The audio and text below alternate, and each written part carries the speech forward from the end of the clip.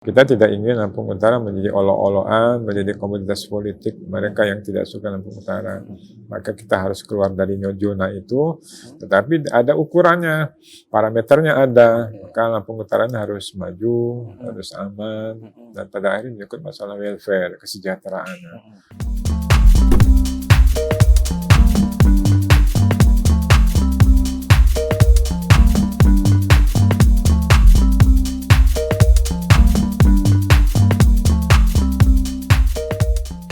Assalamualaikum warahmatullahi wabarakatuh. Waalaikumsalam ya Bun. Tribuners, hari ini saya sedang berada di Kabupaten Lampung Utara.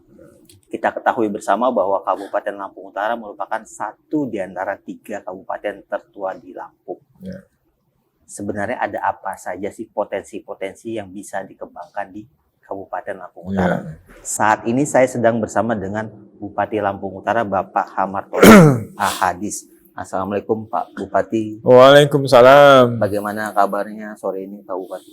Alhamdulillah sehat, senantiasa berdoa kita sehat. Amin. Amin. 4 bulan sudah menjabat sebagai Bupati Lampung Utara. Iya. Bagaimana nih Pak Bupati? Apa saja pengalaman yang sudah Iya, dirasakan?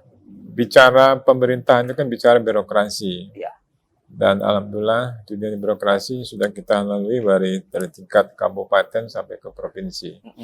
Dan inilah menjadi bekal kami memimpin Lampung Utara selama periode 2025-2030. Yang kedua, selama 4 bulan ini yang kami lakukan adalah konsolidasi. Konsolidasi internal di lingkungan pemerintah Kabupaten Lampung Utara. Kita mau mengidentifikasi persoalan-persoalan yang dihadapi oleh pemerintah Lampung Utara.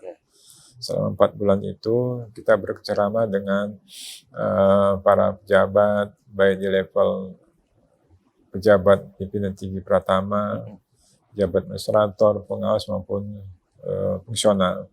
Jadi saya bersama Pak Romli sebagai Bupati dan Wakil Bupati sudah melakukan hal tersebut, sehingga beberapa waktu ke depan kita akan menuntaskan persoalan dalam 1 tahun ini, kegiatan 1 tahun ini. Artinya kegiatan 1 tahun ini itu masuk di dalam dokumen perencanaan APBD. Ya. Jadi kita mohon pada masyarakat untuk sabar apa yang akan kami lakukan dalam 1 tahun ini selama tahun 2025 yang akan datang ini. Jadi memang ada hal-hal prinsip yang kami temukan di masalah utara, berkaitan masalah fiskal, kemudian masalah kedisiplinan, kemudian masalah kewajiban sebagai bentuk pelayanan dasar kita, baik di pendidikan, kesehatan maupun infrastruktur, plus di pelayanan publik. Nah, itulah yang kami temukan selama ini. Terus tidak kalah penting itu, sebelum kami melaksanakan tugas pemerintahan, kami juga sudah menyusun dokumen perencanaan 5 tahun ke depan, apa yang disebut dengan RPJMD. Itulah di dalam RPJMD itu kita menempatkan satu visi yang disebut dengan Lampung Utara bermartabat. Jadi bermartabat itu identik dengan marwah, identik dengan wibawa. Kita tidak ingin Lampung Utara menjadi olok-olokan, menjadi komoditas politik mereka yang tidak suka Lampung Utara. Maka kita harus keluar dari zona itu, tetapi ada ukurannya, parameternya ada. Maka Lampung Utara harus maju, harus aman, dan pada akhirnya menyangkut masalah welfare, kesejahteraan. Dan dari situ nanti kita breakdown dengan rencana aksi kita. Nah, untuk mencapai Lampung Utara martabat itu kami sudah menetapkan 5 misi.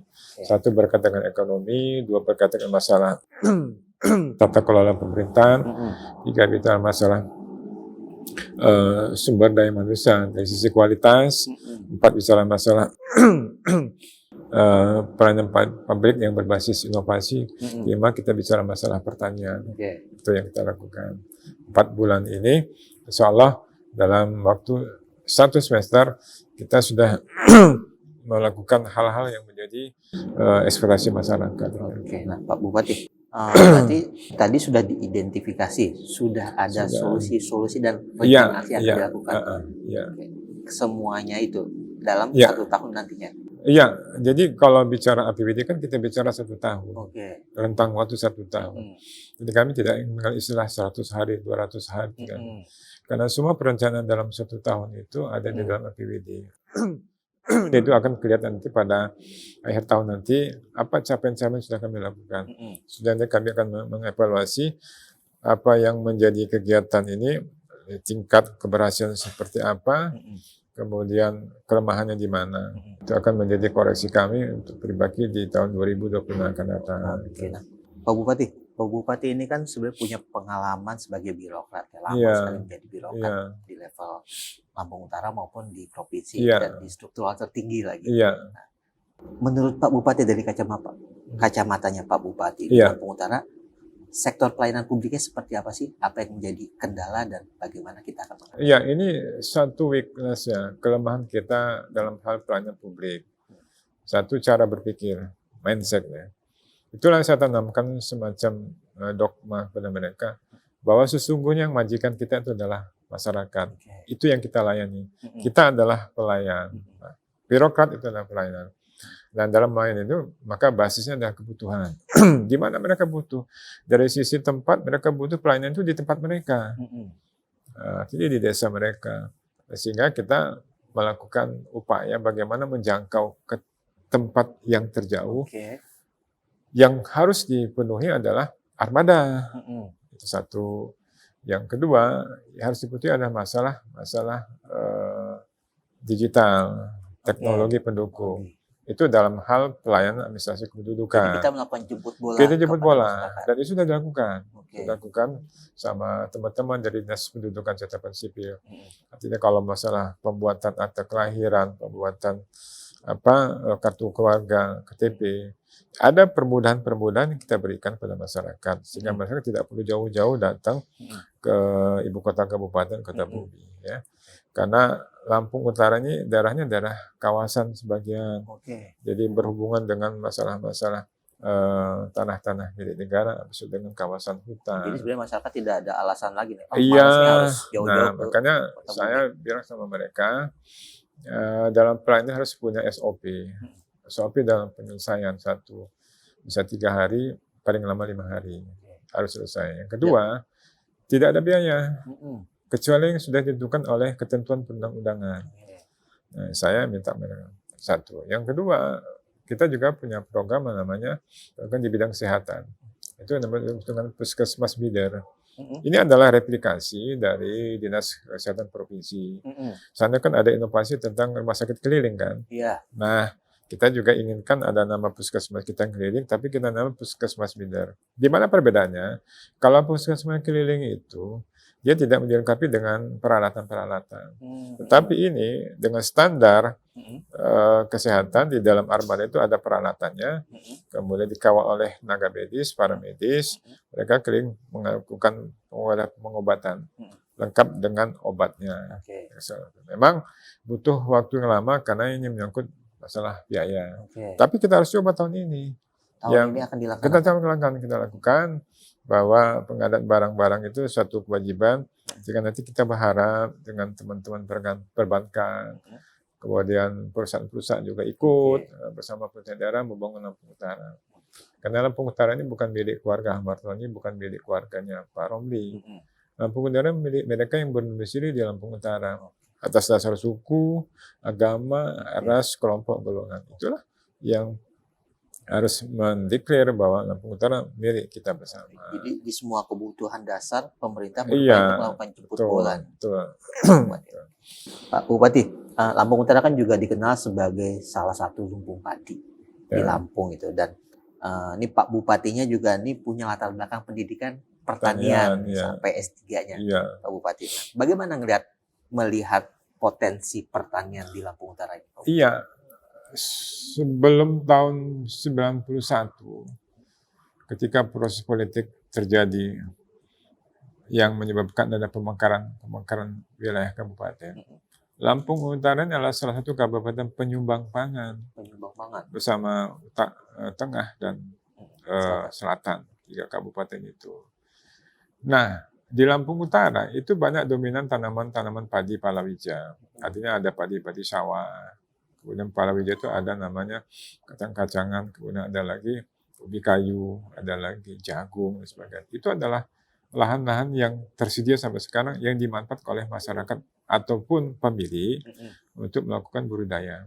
Nah, tinggal lagi pemerintahnya harus mengintervensi. Tidak hanya kabupaten, provinsi, bahkan pusat mengintervensi.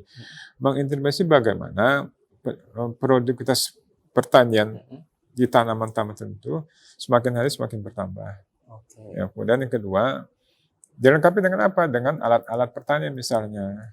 Ada hand tractor, ada hand sprayer, ada combine harvester, ada traktor roda 2, roda 4, ada dryer, ada unit penggiling padi,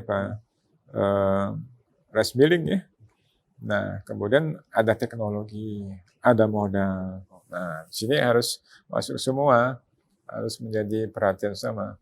Modal itu dunianya perbankan, fasilitas kredit dengan skema harus menjadi kebutuhan petani yang menjadi kewajiban oleh perbankan. Kemudian teknologi ini adalah ranahnya kementerian. Peralatan juga ranahnya pemerintah pusat.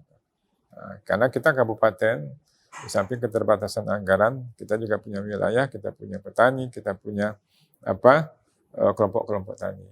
Mereka itulah yang menjadi andalan kita untuk meningkatkan produksi mereka. Nah, jadi harus ada sinergi antara pemerintah daerah, provinsi maupun pemerintah pusat. Ini berarti mengubah dari cara tradisional ke cara modern. Iya, itulah kenapa pada Orde Baru kemarin itu Pak Harto membangun Waduk Werarum. Ya, karena Waduk Werarum itu kapasitas mengalir 22.000 hektar antara Lampung Utara sampai ke ujung Lampung Utara. Namanya itu Kecamatan Musuji. Dulu itu Kecamatan Musuji. Ada Kecamatan Menggala, ada Kecamatan Tulang Bawang Ude, Tulang Bawang sampai di Lampung Utara.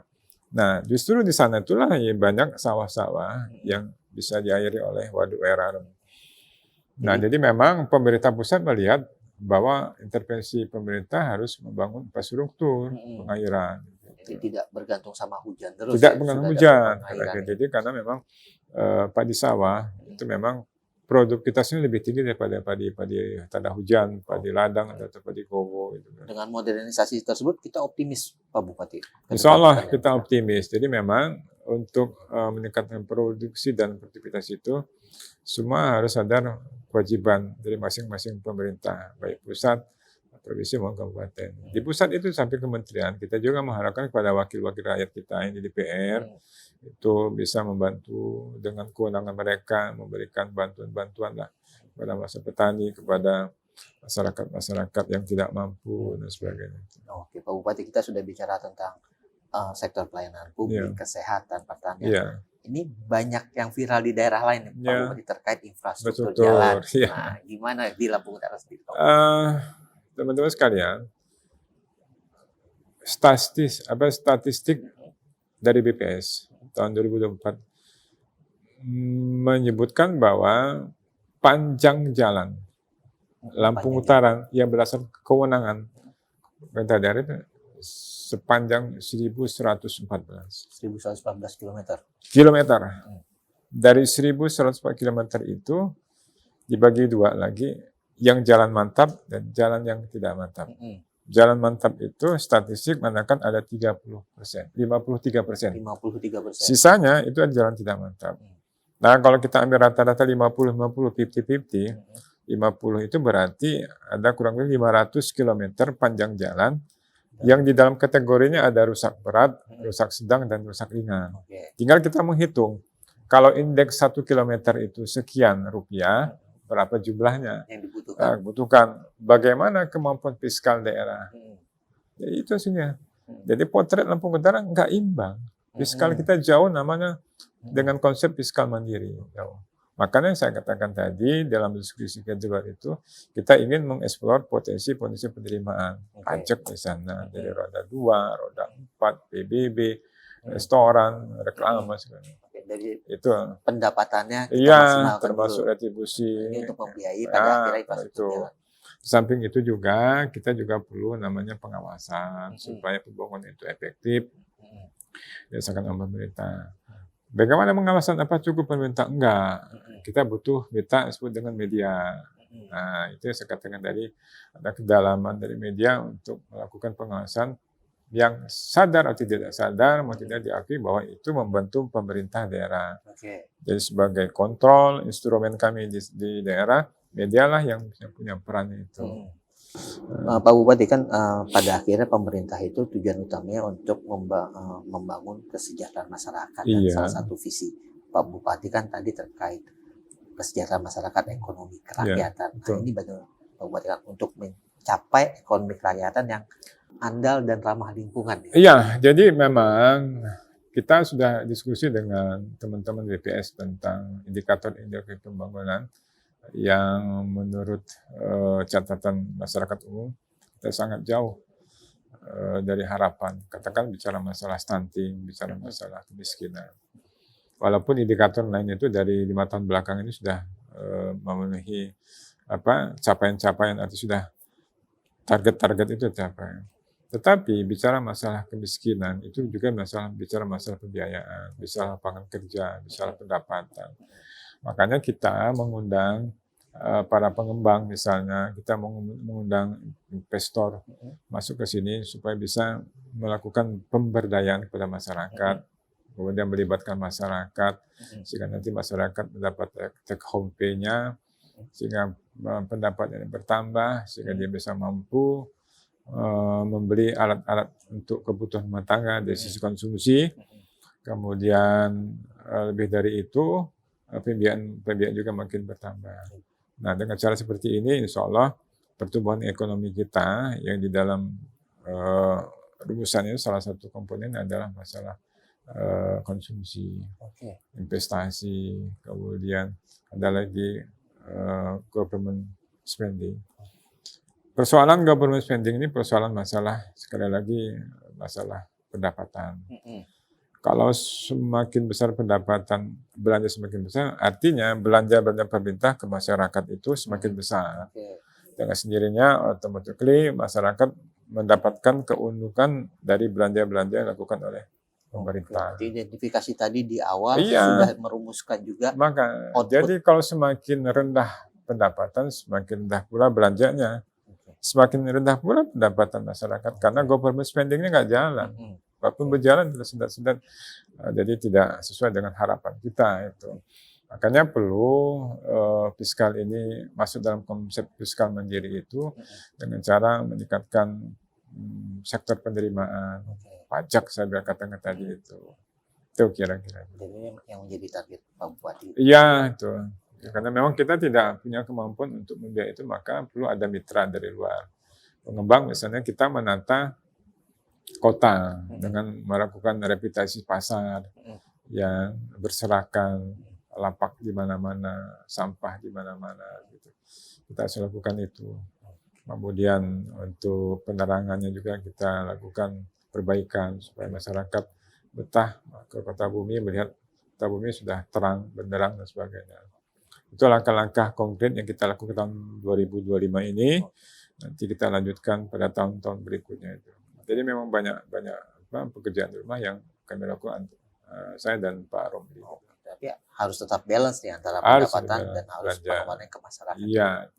Oke Pak Bupati, cukup banyak sekali informasi yang didapatkan dari obrolan kita ini. Terima kasih atas waktunya. Sama. Mungkin setelah ini saya akan keliling-keliling lagi nih melihat potensi-potensi lain yang ada di Lampung Utara. Sekali lagi terima kasih Pak Bupati atas waktunya. Tribuners, demikian bincang-bincang kita bersama Bupati Lampung Utara Bapak Hamarton Ahadis. Sampai jumpa lagi dalam podcast Tribun Lampung berikutnya. Wassalamualaikum warahmatullahi wabarakatuh. Waalaikumsalam warahmatullahi wabarakatuh.